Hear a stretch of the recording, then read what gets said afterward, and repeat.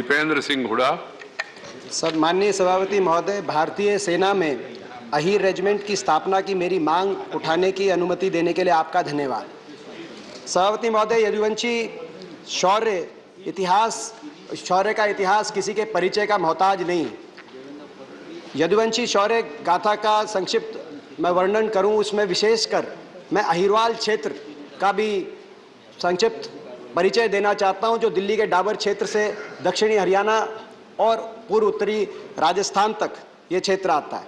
यदुवंशी समाज में जो समाज हल और हथियार से जिस समाज का बहुत पुराना नाता है, और ये अहिरवाल क्षेत्र, इस क्षेत्र में कन कन में, कोने कोने में इस क्षेत्र में जय जवान जय किसान का नारा अगर गूंजता है, कहीं प्रतीक है, तो अहिरवाल क्षेत्र है। देशभक्त ये इलाका है।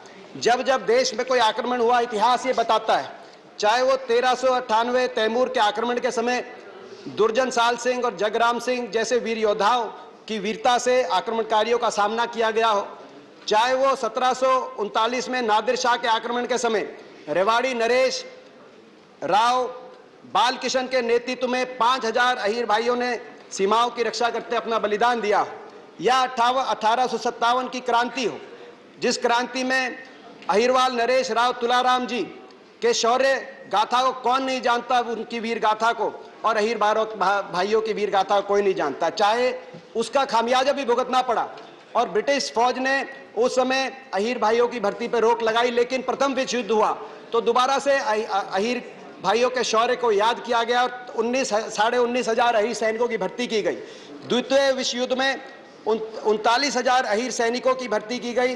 विक्टोरिया क्रॉस तोपखाने में अकेला हवलदार उमराव सिंह का शौर्य आज याद किया जाता है। लेकिन ये देशभक्त कौम है, और इसीलिए सिंगापुर में इन्होंने अंग्रेज ब्रिटिश हुकूमत से बगावत की और आईएनए सुभाष चंद्र बोस जी के नेतृत्व में आईएनए में अहीर सैनिकों ने भर्ती शुरू करी।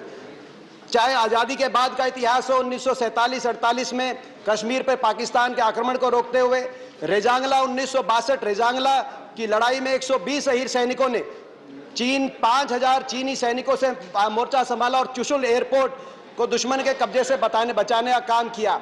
1965 के भारत पाकिस्तान युद्ध की बात हो, 71 के भारत पाकिस्तान युद्ध की बात हो, या कारगिल की बात हो, अनेकों परमवीर चक्र, वीर चक्र, महावीर चक्र अर्जित अहीर भाइयों ने किए। तो मेरा आपसे मांग है, जब जब देश पे कोई हमला हुआ, आक्रमण हुआ, जय जय जय यादव जय माधव का नारा गूंजा।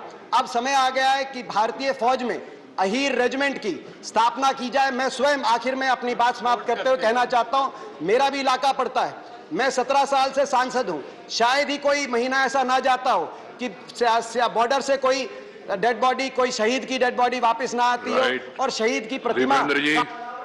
टाइम हो गया। Right, thank you.